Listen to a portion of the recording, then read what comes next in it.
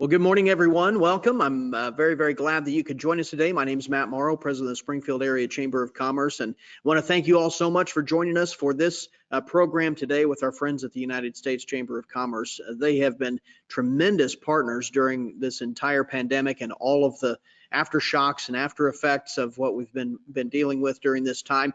And we've really had the opportunity to partner on a couple of updates for our members with U.S. Chamber, which have been incredibly helpful and really have helped steer our work in the aftermath of those updates. I'm really looking forward to hearing again today from our guests, who I will introduce to you in just a moment. But before I do that, I want to take just a moment to provide some background on the most recent federal COVID-related legislation. For those who don't know, on December 27th, 2020, an additional $900 billion in COVID federal relief was signed into law.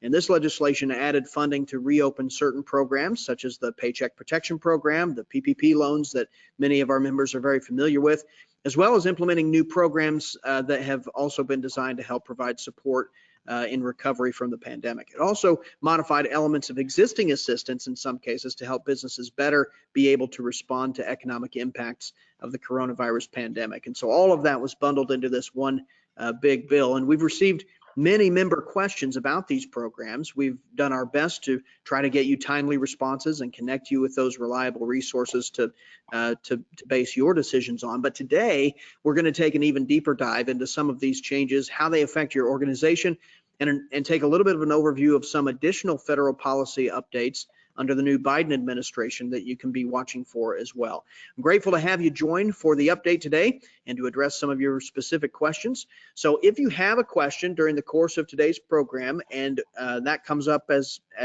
spurred by some of the presentation, just please email those to Lauren Musto on our team at lmustoe, that's LMUSTOE at springfieldchamber.com.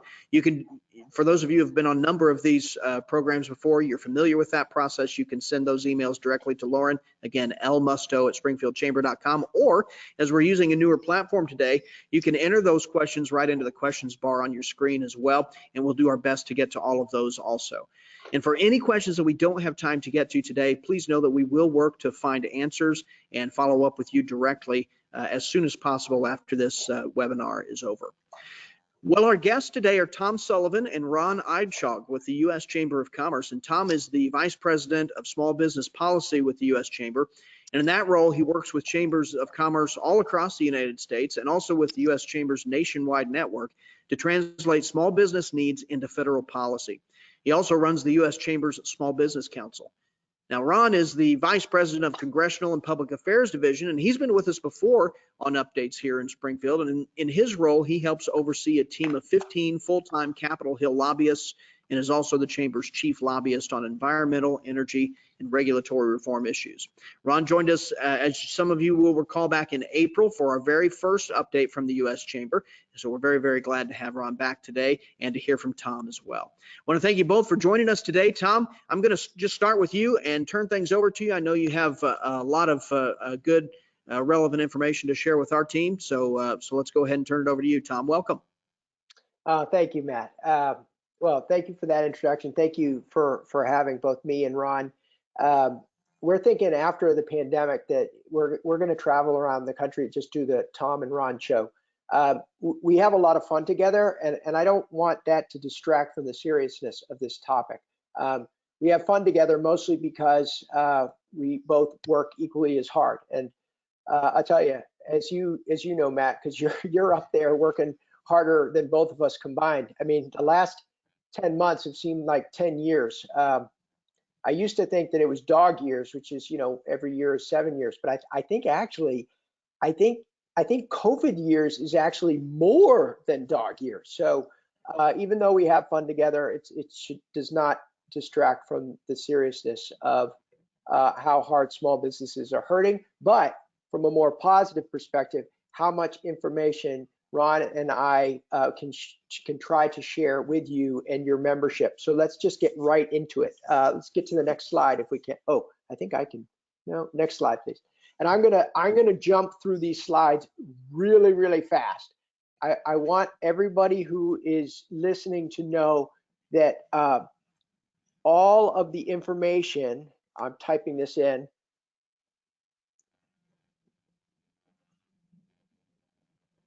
can't type and talk at the same time. All of this information is condensed and probably better articulated than I'm going to give you right now on the U.S. Chamber website, uschamber.com/SB loans. So, and this deck will be made available to you following. So you don't have to keep up. I don't want anybody getting carpal tunnel syndrome when they're trying to write down notes. It's all there. Just think of questions you'd like to ask, type them up in the chat, and let's get going. So first of all, let's just go back to Christmas, around Christmas time. There was bipartisan legislation, and Ron will kind of touch on the significance of how different it was when Republicans and Democrats came together, because that's really the key distinction of what worked and what didn't work.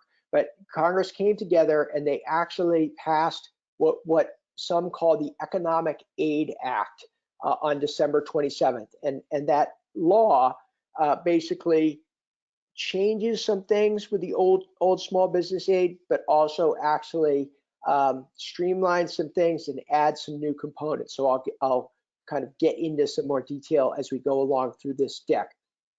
Real simply, the money that was given puts about just under $300 billion into the PPP loan program, adds money for disaster loan grants. There is a shuttered venue operator grant program that is yet to be open for applications, but SBA is starting to kind of drizzle out information to help small businesses get ready to apply for that.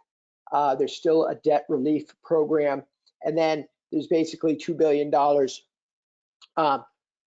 with technology upgrades and other stuff to actually make all these things work. I think what a lot of folks are focused on, and we certainly pushed hard from a lobbying perspective, is what is called the second draw PPPs. So if you got a PPP before the applications closed on August 8th, and you're able to show diminished revenues, then you may be eligible for a second draw loan program. And actually lenders across Missouri are actually open, ready, and taking applications for that now. Next slide. Oh. All right, so I'm not sure if I haven't slept and I'm seeing double or if the slides are getting a little funky here, but first thing to mention are changes that happened with this new Economic Aid Act. So first and most importantly, and Matt, you were our partner in this along with 1,600 to 2,000 of your closest friends in chambers across the country. It was inexcusable that chambers were not able to access the PPP loan program in the first round. Now, luckily, Matt, with the type of grassroots that you and others invoked, we were able to convince Congress to allow chambers of commerce who are organized under Section 501c6 of the tax code to be able to apply for first draw PPP loans. So that means all the criteria that we talked about all the way through August about taking your average wages under $100,000, monthly wages multiplied by 2.5, that's the amount of your loan. You have between 12 and 24 weeks to spend that on specific items. Payroll is 60%, and then there's a series of other things. And then at the end, you actually can get forgiveness as long as you spent that money on what SBA allows for you to spend on. And so that is a first draw loan, and I'll kind of get at some questions that have happened amongst chamber executives. You get a little bit confused between the first draw loans and second draw loans. On these first draw loans, you've never had a PPP before, there's no requirement to show that you made less in 2020 than you did 2019. The most important thing you have to certify, and SBA has been really particular about this, is that you need, because of COVID, you need this loan in order to continue your operations. Now, if you're wondering, like, well, what the heck does that mean? It means if you've got tons of cash available, And anyone who's pretty good with accounting and Google and online stuff, you do not want to apply for a first round PPP. If you've got plenty of cash available, then actually when you check that certification saying that you need it, that's fraud. So you do not want to apply for a PPP if you've got plenty of liquidity, plenty of cash to get you through the pandemic. Another key difference that we were successful in lobbying Congress for was to make sure that PPP forgiveness and the grants that were given under SBA's disaster loan, they're called EIDL grants, because Matt, as you know, nothing actually is worth anything in Washington, D.C. unless it has an acronym. So of course, this program has an acronym. EIDL stands for Economic Injury Disaster Loan. It's an SBA disaster loan. We made sure that the grants that were given on there were not tax-free. It won't surprise some of the folks on this call that when this aid was initially came out of the CARES Act last March, IRS, not surprisingly, actually wanted to put a tax on it. And we said, no. Congress wants to free up cash. They don't want one part of government, the SBA, to free up cash, and then another part of government, IRS, take the cash away. And finally, Congress agreed, after 8 months of lobbying on this, Congress agreed. And so that money is tax-free. Also, there's an expansion of the employee retention tax credit for borrowers.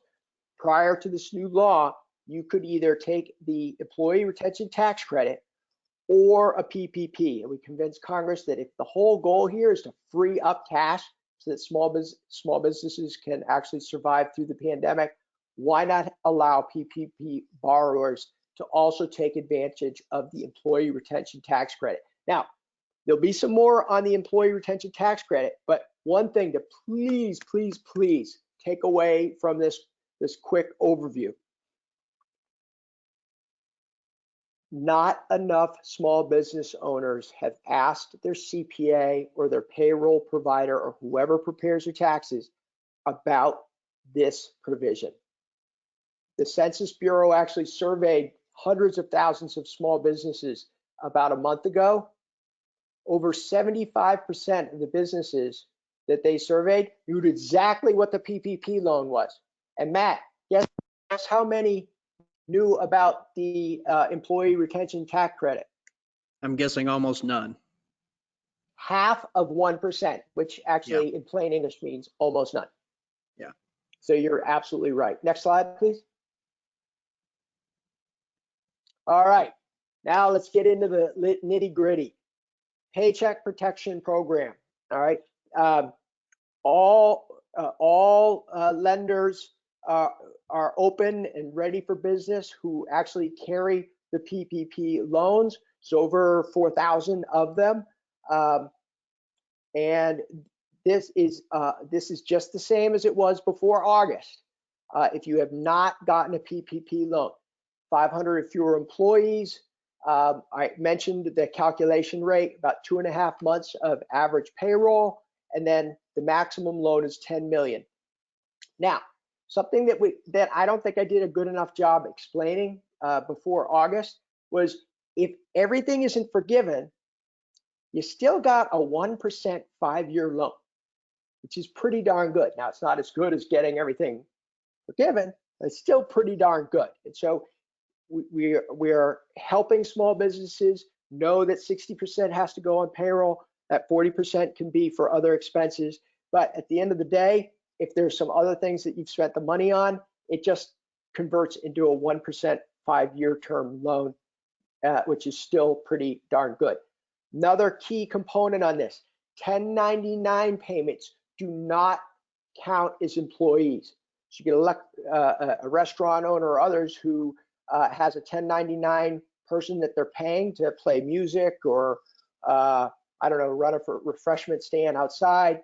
You can't actually count them as the employee count in your calculation for your loan. The deadline for this next round of PPP applications is March 31st. Now we're pushing Congress to extend that, and I'll explain why. But as of right now, the deadline is March 31st. Next slide, please. All right, I already actually kind of covered this. Tax-free, the covered period is between I made a mistake. I said 12 and 24 weeks, I'm sorry. It's between 8 and 24 weeks after origination. Now, from a forgiveness perspective, because more and more small businesses are thinking about PPP forgiveness, there is a simplified one-page form for loans under $150,000. Next slide, please. All right, second draw loans, a little bit different. First of all, you have to have spent your first PPP loan. Now, Matt, as a practical matter, and I'm not very good at math, but I am told by folks who are good at math, there's no way someone hasn't spent their first PPP loan yet. So if you do the math from August to December 27th, it would be virtually impossible not to have spent the first PPP loan. Now, a little bit different because they're narrowing in on what passed on December 27th, the Economic Aid Act. They tried to narrow the aid to businesses that need it the most. So it's a slightly smaller set of businesses, 300 employees. And you also, to get a second PPP loan, you have to prove that you have 25% reduction in revenues compared to a 2020 quarter of the year compared to 2019 of the same quarter in the previous year. Now, if you are not completely anal about your records and you only have an annual estimate, that's okay too, as long as it shows 25% or more reduction in revenues year over year. It's supposed to be quarter to quarter. There's a recognition that not everyone keeps like neat and tidy books on a journal that is broken down by quarter. If it's a year by year, that's okay too. Same calculation on the employee. So you take your monthly average employee salary, multiply by 2.5, that's your loan amount. Now, Congress did recognize that there are some sectors that were hit harder than others. So restaurants and hospitalities, for instance. To sound like a total nerd, that means NAICS code 72. The calculation is a little higher for the loan amount. It's 3.5 times that monthly average employee salary. And then again, you have between 8 and 24 weeks to spend that. And during that time, 60% has to go to payroll, 40% go to other expenses. Next slide. By the way, Ron, I don't think I've ever spoken this fast in my life, but I want to make sure that we have plenty of time for you. Now, employee retention tax credit. I am not a tax expert. In fact, I am almost the complete opposite of what a tax expert is. I want to leave you with one thing. If you have employees, please ask your accountant, or if you use someone who prepares your taxes, or if you have someone that handles payroll for you. Sometimes that's an internal bookkeeper. Sometimes it's a company like Paychex. ADP is used a lot for payroll. I know in slightly bigger companies. Please push them to get you information on the employee retention tax credit. It gets complicated very quickly, but it's real money now. This is not money that you have to wait until April to realize from a tax perspective. This is money that is taken away from the employer withholding that that coexists with your payroll. So that means it frees up cash now. And actually, there is a possibility that you can speculate Q1 and Q2 of 2021, map it out, and IRS send you a check, which is a little crazy to say, but you could tell why I am so insistent that you ask the tax preparer or your payroll provider on how you can take advantage of it, because I am when only 0.5% of small businesses have ever even heard of this, that's a cause for concern, because that means that a lot of small businesses are going to leave this money on the table, which it's our job to help prevent that. Next slide. All right, shuttered venue operator grants. Bad news, good news. Bad news. SBA has not opened this up to receive applications yet.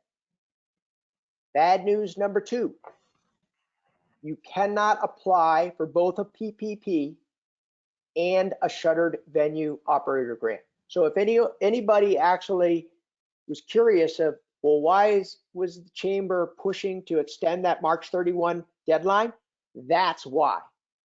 This is the possibility of getting 45% of your gross revenues, all the way up to $10 million grant. That doesn't mean it's a loan. You got to do all these calculations. It's a grant. It's cash. It's government cash, recognizing that a live artistic venue has been basically shuttered since March. And they're extremely lucky if they have survived to this point. So they need a grant. So it is a terrible situation to say, well, you know, this might be open in the next couple of weeks, but then the PPP loan portal is going to be closed. So make your choice. And we're going to be pushing for Congress to extend, because we don't believe that any small business owner should have to make that type of choice. Now, that's enough of the bad news. The good news is SBA has started pushing out guidance on how small businesses can prepare for this grant. They have it. So if you go to this URL, sba.gov/coronavirus relief, there's a YouTube video about these grants. There's a timeline that says first grants that are going to be given are for venues that had 90% or more loss year over year. Second tranche is, I think, 75%, and then everybody else. It also, this timeline also shares with you how to start preparing to get paperwork in once the application portal is open. And third, they just came out with guidance last Thursday that maps out frequently asked questions. So for instance, in order to actually submit your application, you have to be registered on the government grant portal, which is sam.gov. You have to get a DUNS number, which is different than an employer identification number. Getting a DUNS number usually takes about 2 weeks. Registering with sam.gov, which happens after you get a DUNS number, takes about a day. So if you haven't done that and all of a sudden the portal opens up, your SOL, to use another acronym, your SOL. And so I do give SBA some credit for starting to drip information out as we get closer to SBA opening up for applications, so that when they do open it up, these venue operators are able to apply for the grant. Isabel Guzman has been nominated by President Biden to head SBA. Her hearing was 1 hour ago, so I was a little bit distracted at the beginning of this webinar because I was half looking. I mean, I do have 2 eyes, so I had 1 eye on Isabel Guzman's hearing, and then I had 1 eye on this meeting with the wonderful folks from Missouri. This did come up about these shuttered venue operator grants. This is a big deal. I don't know if there's any industry that has suffered more than someone who relies on a live in-person event.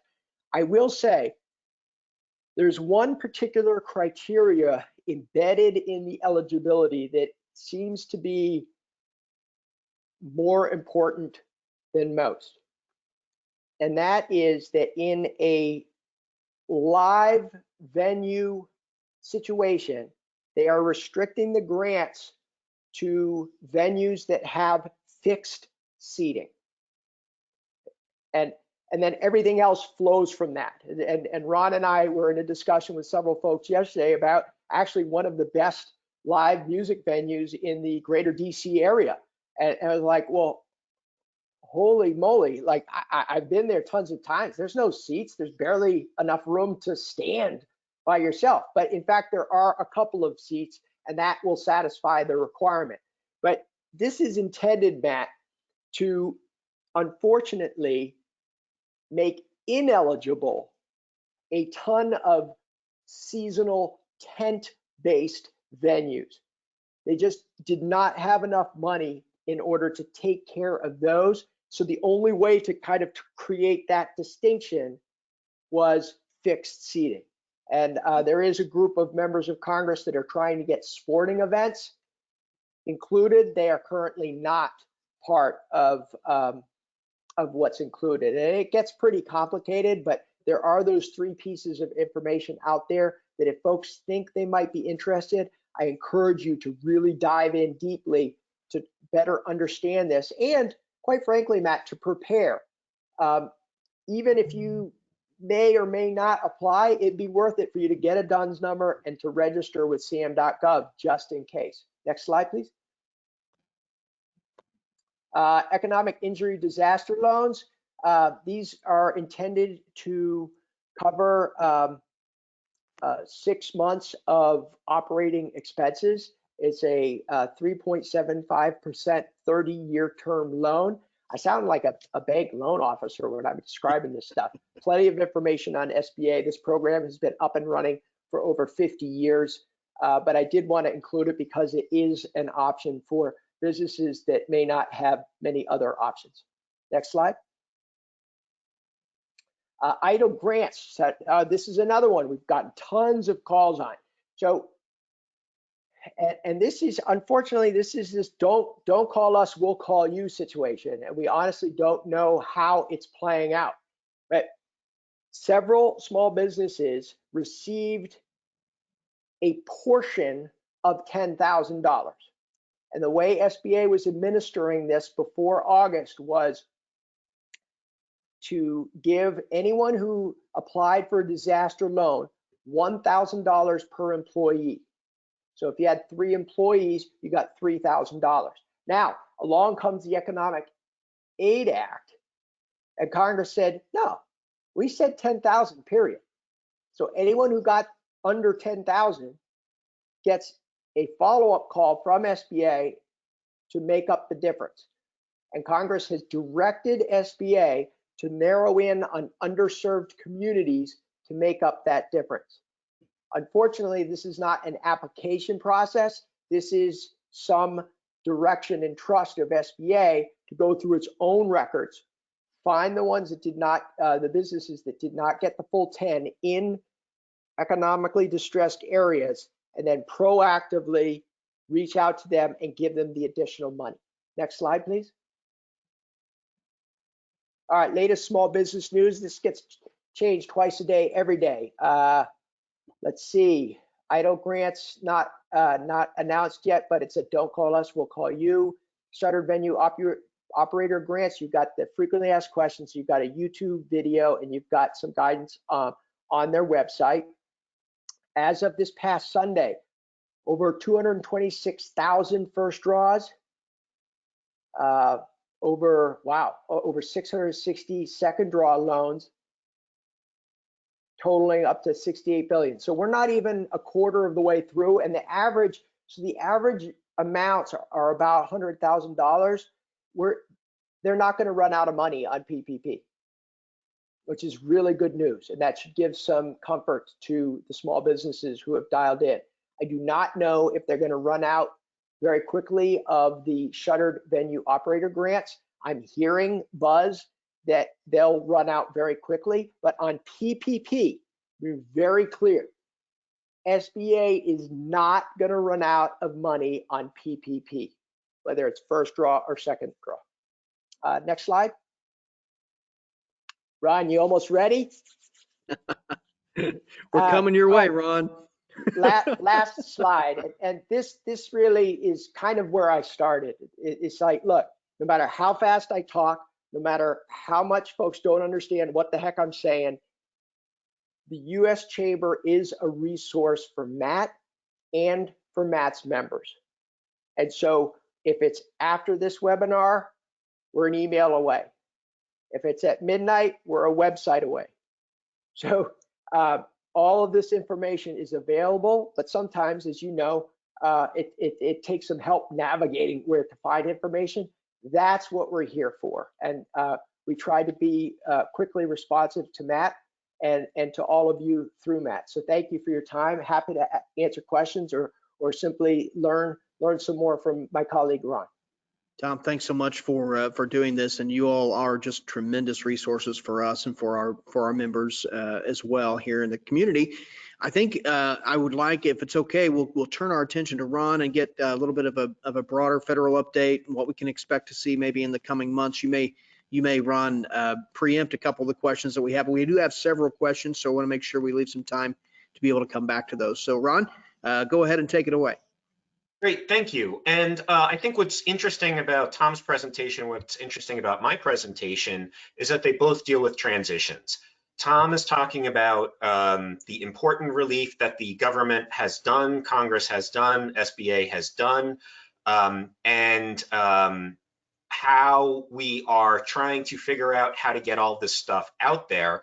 You know, we've just had updates to these programs in December with the new law. And you know, there's another layer of transition, and we're transitioning from an old Congress to a new Congress. We're transitioning from the Trump administration to the Biden administration. So I want to talk about how all of those different things affect what's going on Tom's end, on my end, on Congress's end, and how we can continue to work together on all of this stuff. So where did we end off? What's interesting is we ended up with Trump's approval ratings in the toilet. That's not a surprise. President Trump is the only president who didn't have a 50% or better job approval rating at any point during his presidency. That's since Gallup has been doing this survey since 1938. Why do I bring up that Trump's numbers were bad? Am I talking bad about Trump? Nope, I'm kind of using Trump as a proxy for dissatisfaction in Washington. People seem to continue to be upset about what's going on in Washington. Trump's disapproval ratings were 62% sort of the week after the storming of the Capitol. But what's interesting also about those numbers is when you get in a little bit more substantially. Trump's approval rating during his term was 88% among Republicans. Trump's approval rating among Democrats during his term was 7%. So if you're a Republican, you loved President Trump. If you were a Democrat, you didn't. So not only is there dissatisfaction with Washington, that dissatisfaction is also very, very sharp in terms of your outlook, your partisanship, in terms of how Washington is addressing those problems. You know, if we look at some of the more traditional numbers that are out there, right track, wrong track polls up and through President Biden's first week, the numbers have been consistent. 3/4 of Americans think that the country is on the wrong track. More on Gallup, only 16% of Americans think that the country is trending in the right direction. 15% of Americans have a favorable opinion of Congress. And then some changes during the transition. The Biden transition had a 68% favorable rating, and 51% of Americans surveyed give President Biden a good job so far. So his approval ratings are at 51%. What does that tell me? It tells me that there is at least some hope, some hopeful signs during this time of transition as we head into a new administration and a new Congress. I think that that's a good thing. Political independents are expressing a huge concern about the lack of unity that we're all sort of living through. I think that that's an interesting predicament. That's sort of gone up pretty substantially since the election. So there's a big sense of dissatisfaction. I don't think that that we need rocket science to tell us that there's dissatisfaction. I think now it's a question of what do we do about this dissatisfaction. Congress has sort of passed their biggest judgment so far, and that's earlier today, breaking news. Schumer and McConnell have figured out how they're going to run the Senate going forward in the 50-50 Senate. You know, that's breaking news. That's also very, very important news.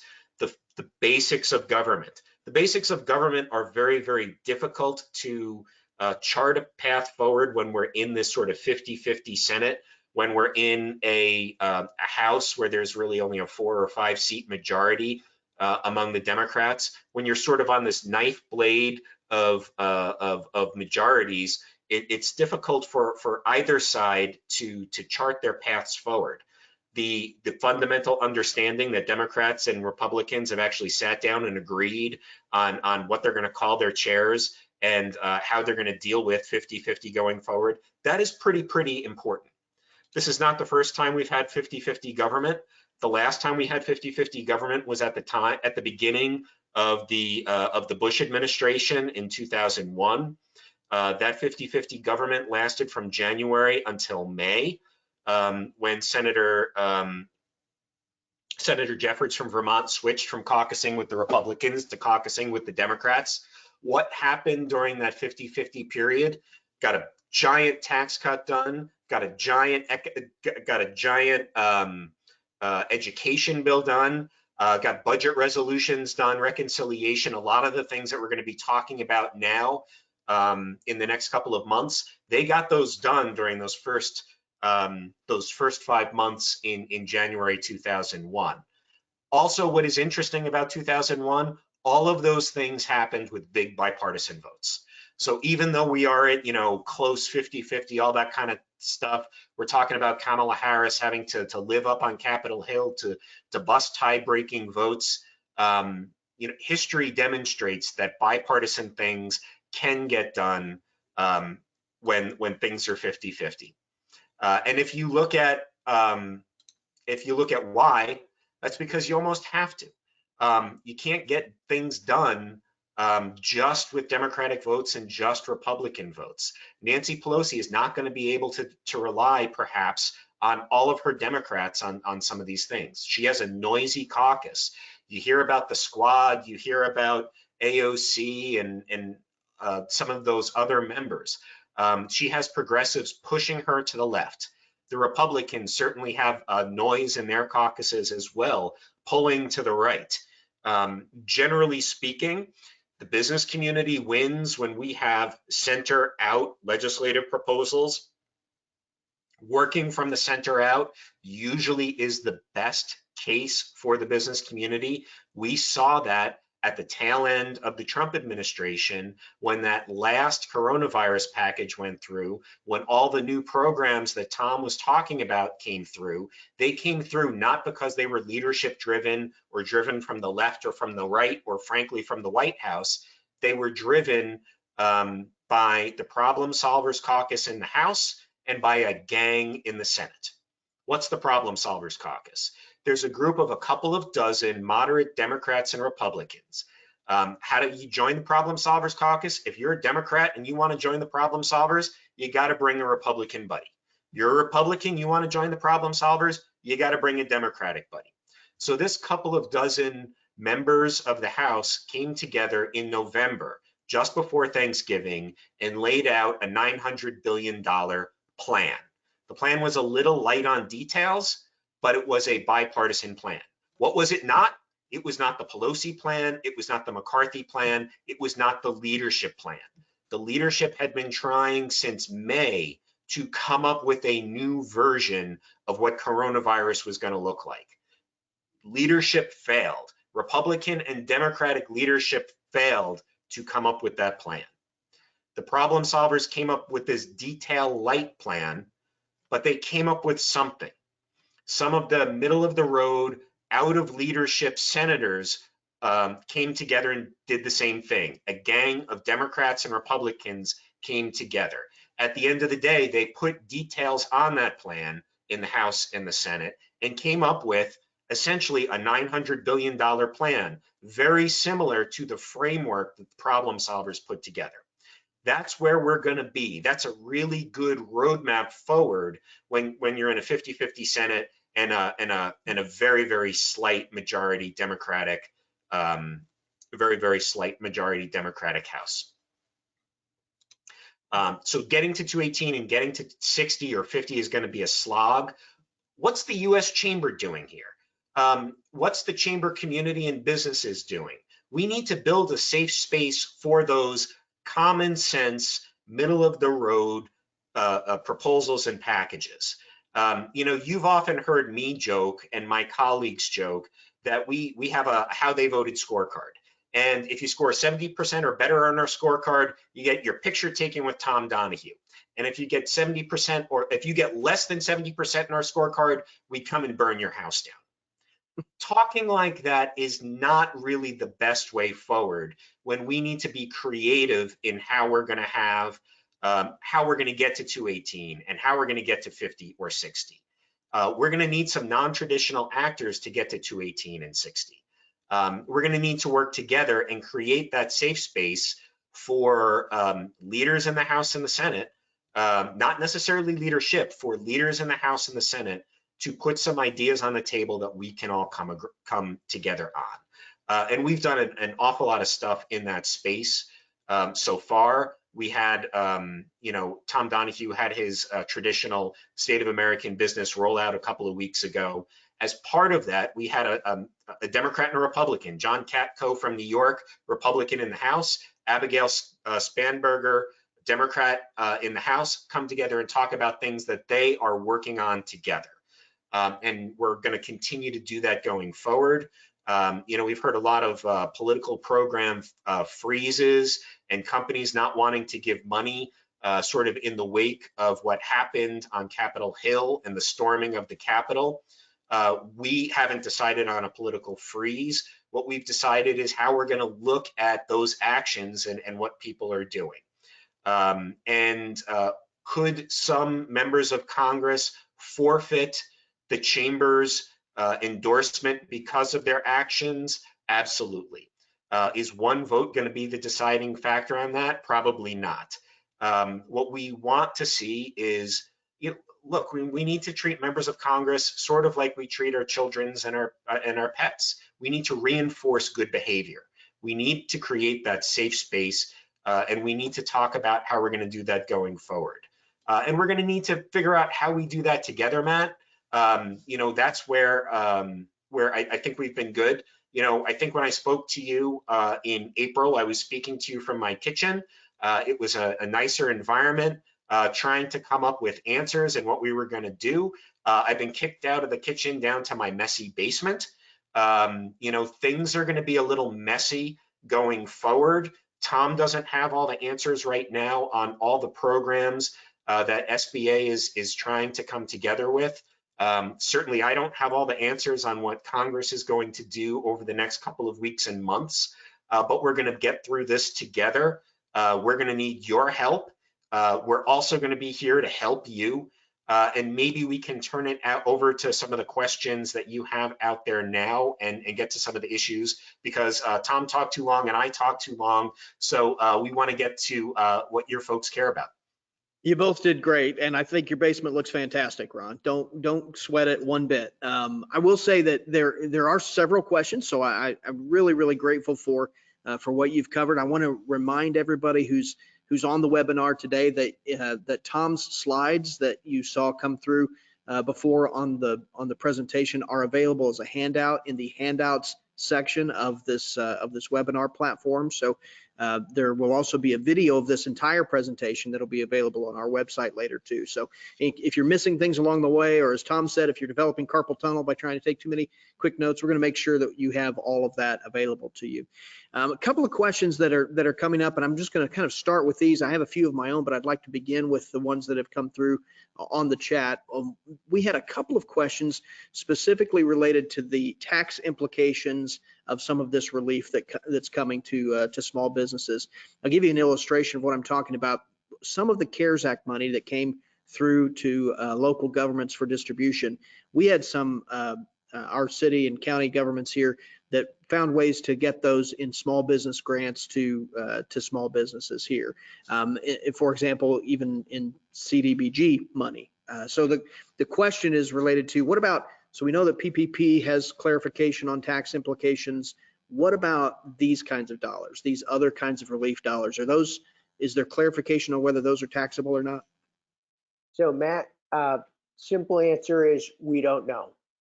Okay. More complicated, well, I'll start with some humor because I use that mostly as a defense mechanism. But you know, leading up to now, I've insisted that this should be a hug your bank. We should have a hug your banker day when everybody is vaccinated, because they've really been some of the frontline heroes to get cash onto Main Street. This wasn't a government program. It was a government utilizing the private sector, which is what we generally advocate for when something has to be done quickly and efficiently. And where I was going with this is that maybe we should have a hug your CPA day right after that, because I think leading up to April, Matt, that's a significant concern. Now, Matt, let me give you a little bit of a shout out, because there are things going on in state capitals like Jeff City, for instance, where even when we know federally that any PPP forgiveness or SBA disaster loan grants are tax-free, we know that many states are desperate for additional revenue, and we have seen several states do what is called decoupling and have taken those cash infusions and applied state tax jurisdiction over them. And I mean, this is your day-to-day, Matt, of dealing with things where you try to impress upon the state legislators that you can't tax your way out of an economic drought. And I'm beholden to you in the hard work that lies ahead. But we have seen this in many states, this decoupling, where you're about to pop the champagne cork to be tax-free in federally, and all of a sudden you got to scramble to put the cork back in because states may have different ideas. Right. That is, as you talk, Tom, about the hug your banker and hug your CPA. I'm sure we have bankers and CPAs on the line who are thrilled to hear this, as soon as it's safe, of course. But I will say that one of the things that has become complicated for some, particularly as some of the barriers have been removed. So you mentioned earlier how few small business people were aware of the employee retention credit compared to PPP. Well, obviously one of the reasons for that is that once you had the PPP, you were not eligible for the employee retention credit under the old rules. So they never had a reason to think about it or consider it really. Now that that restriction has been removed, you can apply for both so long as you don't use it for the same fund, for the same costs. It does present some unique challenges. So I've heard from some small businesses that, my banker knows everything about the PPP loan and he or she is a great expert on that. And my CPA knows everything about the employee retention credit and they're great experts on that. And maybe somebody else knows everything about the shuttered venues portion or whatever else. But when it comes to what you can do with one based on what you did do with another, it starts to get really complicated and it's hard to find an expert to help us through that. Do you have any advice for small businesses on that? Well, I'm preaching to the choir, so I always get a little upset when the sermon is angry about the people who aren't there. The chambers have brought those entities together better than anyone, and so Matt, keep doing. I mean, you are the convener that this group looks to, and the idea that you would convene a CPA and a banker and an employment attorney together to simply share experiences, that's the stuff that makes the chamber value such a tremendous value. So I know I'm preaching to the choir, but we've got to continue to do that and in partnership with you. But I'm taking some notes myself. For the idea from a federal perspective, it would be a good idea to have a panel of a CPA, an employment attorney, and a financial lender expert, simply talking these things through to do what chambers do best, and that is to convene and take those convenings to spread knowledge. Do you have thoughts on, there was some reference earlier, and Ron, this may be a question for you too on this one, that some reference earlier to the unlikelihood that the PPP funds will all be expended by March 31st. and the interest that U.S. Chamber has in extending that deadline of March 31 further out. Do you think those two things are likely to be tied together? In other words, if there's money left, do you think Congress is more likely to extend that deadline?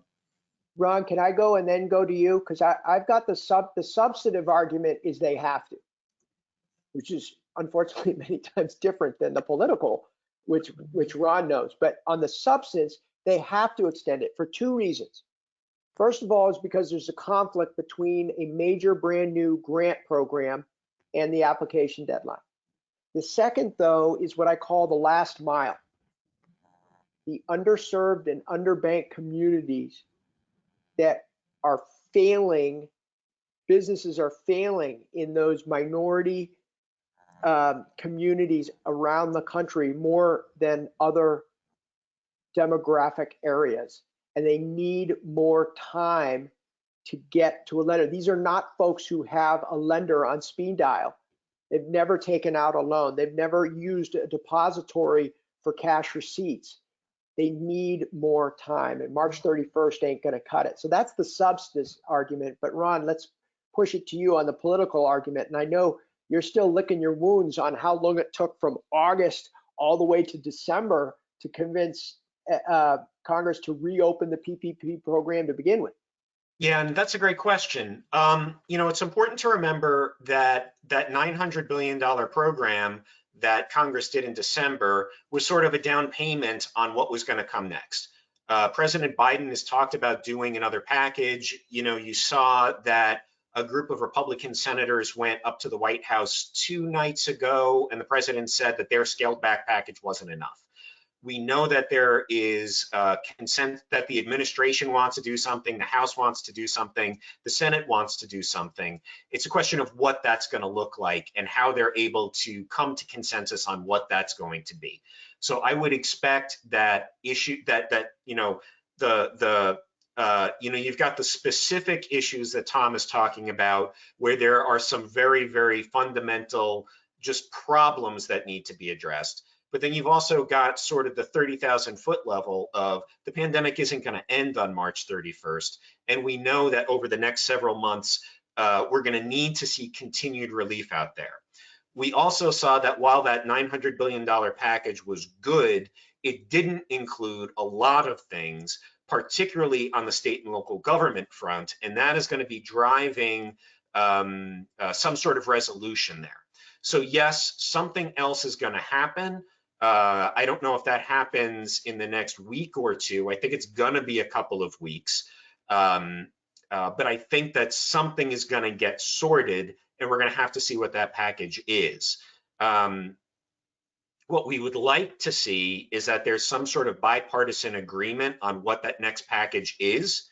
There are some third rail controversial issues in there. I think more money for PPP, more money for state and local governments, more money for school districts and things like that. There's general agreement among 60 or 70 or 75 senators on that. I think that there's some very real concerns about on the right on how much money, how much debt we're dealing with, and that's a legitimate concern. But there are some third rail issues out there, like $15 minimum wage, some of the other issues that could pop up in here. So we'd like to see something bipartisan. We'd like to see consensus. We'd like to see something that gets big votes from Republicans and Democrats. That's important in the COVID front. That's also important on how Congress and the administration tackle all the other issues out there.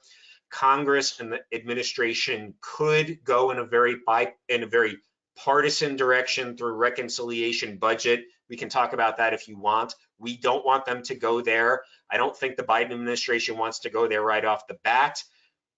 So I'm answering a couple of different questions there. So there will be more. We need to see what it looks like, and it matters how they get there. Several big issues you brought up there, and obviously there are many ways for Congress to get tripped up on those. I guess one of the issues that you did not mention in that conversation was COVID liability relief for businesses. You hearing anything on that front?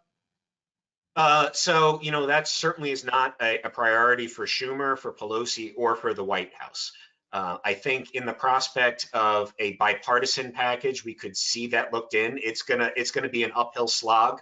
I think that the Georgia elections, where both of those seats flipped and we ended up in a 50-50 Senate, this is where that election has real consequences. McConnell and the Senate Republicans' hand to forge an agreement on something like liability relief is much weaker in 50-50 than it is in 51-49. So it's going to be an uphill slog. I think, I think that there are a number of Democrats, particularly on the House side, who see the common sense rationale for why we need liability relief. Building out that 218, that broad consensus, is going to be a big challenge. We're going to continue to fight in there, and stay tuned for more. Well, guys, I just want to thank you so much. We could do this longer. There's no question about it. There's a lot to cover, and you have given us a lot of great value for our members. So I want to thank you very much for that. But unfortunately, our time is up. So thanks for being with us today, gentlemen, for sharing your insight and expertise on these very important topics. The U.S. Chamber has a lot of boots on the ground in Washington, and your organization just continues to be an incredible resource for the business community, for our Chamber of Commerce, for others across the country. Great partner for local chambers like ours as we work to support the businesses in our region. So thank you very, very much for today. Well, Matt, thank you for having us. And, Tom brought it up right. When you guys are the boots on the ground, you are the one who's serving your members. You are so much closer than we are to all of this, and to actually making a difference. And we're here to help as much as we can for you and your members. We're glad that your members are continuing to invest in your organization and your community and getting us out of this ditch. And we're happy to help. Well, thanks so much thank you, Ron. Thanks both of you. And finally, I also want to thank those members who joined us today. Thank you very much for being on the line today. We know this has been a difficult time for our business community, and we're here to continue supporting you and connecting you with timely information and resources, direct access to support, just like what you've heard referenced today. I also, in that vein, want to draw your attention to a new online resource that I want to make sure you're aware of, this COVID-19 Vaccine Resource Center for Employers. That can be found on our website. If you want a shortcut to it, just go springfieldchamber.com/vaccine, and it takes you right there. But it's the COVID-19 Vaccine Resource Center for Employers to find current information for you and your employees on the ongoing vaccine distribution process in Missouri. We know that you have many unanswered questions on this subject, and we understand the challenges based on that uncertainty, and it's evolving rapidly, but just please know that we are working hard with local and state leaders to ensure that we're very well positioned for an effective rollout with our employers as soon as vaccines are widely available for those types of on-site vaccinations. We'll keep you posted along the way. I also want to encourage you to keep visiting the Chamber website and watch for Chamber emails for up-to-date business, safety, and policy-related information. As always, springfieldchamber.com/coronavirus, and you can get all of those resources, and they're updated all the time, constantly as well. And please don't hesitate to reach out directly to anyone on our Chamber staff team for your needs during this time. We're all here to help you. We are all hands on deck in this very, very critical time for businesses in our community. And as always, so very grateful for your membership and for your engagement in so many ways. I want to thank you for being a part of the Springfield Area Chamber of Commerce. Thanks, Matt. Thanks, guys.